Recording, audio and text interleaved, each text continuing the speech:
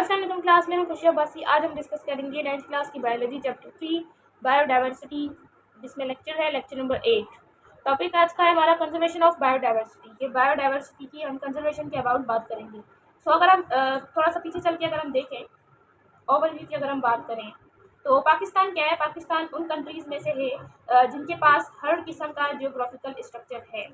Geographical structure है पाकिस्तान में, उसको हम उसकी वजह से हम इसको लैंडस्केप भी बोलते हैं। मतलब हमारी जो ज़मीन है उसमें हर किस्म के एरियाज़ आते हैं और हर किस्म के मौसम भी हमारे पाकिस्तान में मौजूद हैं। जैसे कि हमारे पाकिस्तान में प्लेन्स हैं, डिज़र्ट्स हैं, फॉरेस्ट हैं, हिल्स हैं एंड प्लेट्यूज़ हैं, कोस्टल एरियाज़ भी हैं, माउंटेन्स भी हैं, कराकरम रेंज अगर हम देखें, ये सब कुछ हमारे पाकिस्तान में मौजूद है। अब ये जो डाइवर्सिटी है ना, कंटेंट मतलब एक डाइवर्सिफाइड जो हैबिटाट है हमारे लैंडस्केप हमारे पाकिस्तान में, ये सपोर्ट करता है एक रिच बायोडाइवर्सिटी को। ठीक है, बहुत फोना एंड फ्लोरा। अब ये फोना और फ्लोरा क्या होता है? ये है एनिमल्स एंड प्लांट्स। अब क्या कह रहा है कि ड्यूरिंग द लास्ट 2-3 डिकाड्स में a number of plants and animals species have become threatened और इंडेंजर्ड। के नंबर ऑफ प्लांट्स और एनिमल्स की जो स्पीशीज हैं वो बहुत ही इंडेंजर्ड हो गई हैं, कम हो गई हैं और खतरे में हैं। क्यों? क्योंकि ड्यू टू ओवर एक्सप्लोटेशन की वजह से and lose of natural habitat, और नेचुरल हैबिटाट को लूजिंग की वजह से, उसको लूज करने की वजह से। फैक्टर्स लाइक जैसे कि डिफॉरेस्टेशन होती है, ठीक है, हम जंगलात होते हैं उन सबको काट देते हैं, इस वजह से ओवर ग्रासिंग की वजह से, सॉइल इरोजन की वजह से, सैलिनिटी एंड वाटर लॉगिंग, ठीक है, हर जगह पानी की जमा होने की वजह से। To continue lose of forest habitat, अगर हम इस तरह से ही सारे जंगलात के जो हैबिटाट हैं जहाँ पर जंगलात में जो जानवर ऑर्गेनिजम्स हैं जो रहते हैं, इनको हम कंटिन्यू अगर लूज करते रहेंगे, नुकसान पाते रहेंगे, खोते रहेंगे विथ इट्स एसोसिएटेड फोना एंड फ्लोरा, क्योंकि इसमें, जबकि हमें पता है हमारे एनिमल्स और प्लांट्स होते हैं, will have serious implications for Nations other natural. तो ये क्या है? ये एक सीरियस मसला बन जाएगा हमारी कौम के लिए भी और दूसरी कुदरती और एग्रीकल्चर इकोसिस्टम के लिए भी। ठीक है, overcome these are problems biodiversity should be paid attention. अब इसके लिए क्या है? इसको कम करने के लिए हमें अटेंशन चाहिए in order to have some organism form being endangered, के बहुत सारे ऑर्गेनिज्म हैं जो कि ख़त्म ना हो जाए। इंडेंजर्ड मतलब कि उनकी जो स्पीशीज़ है, उनकी जो नस्ल है वो हमारे फिर एरिया में ख़त्म हो जाएगी और फिर उनको वापस पाना और वापस मिलना बहुत मुश्किल हो जाएगा। अगर हम सिंपल डेफिनेशन देखें कंजर्वेशन ऑफ बायोडाइवर्सिटी की, तो सिंपल डेफिनेशन है इनकी, conservation simply is the way of caring saving the species inhabit on earth from dangers.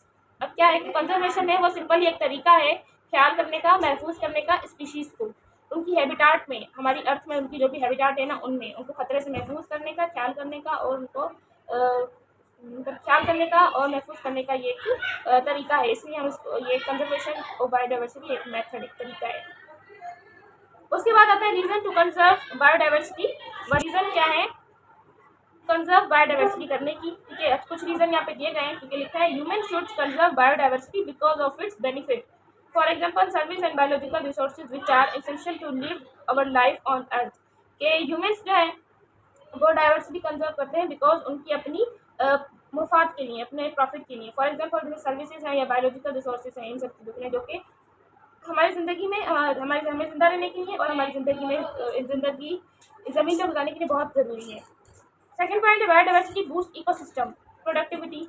Biodiversity जो है वो बूस्ट करती है इकोसिस्टम को प्रोडक्टिविटी लिहाज से, where each species can easily survive in their habitat, जहाँ पर हर किस्म की स्पीशीज जो है वो आराम से रह सकती है अपने हैबिटाट में।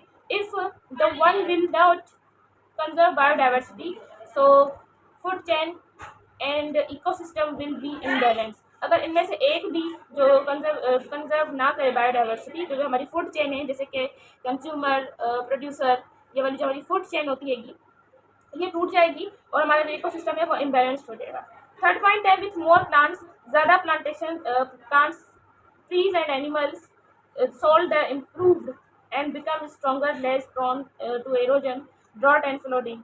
ज़्यादा प्लांट्स और ट्रीज जो हैं और जो एनिमल्स हैं, ये जो सॉइल को है वो नीचे दबा देते हैं और जो ज़्यादातर जो सैलाब वगैरह आने के जो खतरे होते हैं वो फिर वो नहीं होते हैं। Problems associated to conserve biodiversity in Pakistan के, इन प्रॉब्लम्स जो है, ऐसे कौन सी प्रॉब्लम्स है जो एसोसिएटेड करती हैं कंजर्व बायोडाइवर्सिटी से हमारी पाकिस्तान में? ठीक है, the articles from 2009 biodiversity in Pakistan की इशू, जब आर्टिकल्स है 2009 में बायोडाइवर्सिटी पाकिस्तान में जबकि इशू हुआ था, की issue with identify some of the primary challenges to implement biodiversity action plan BA T.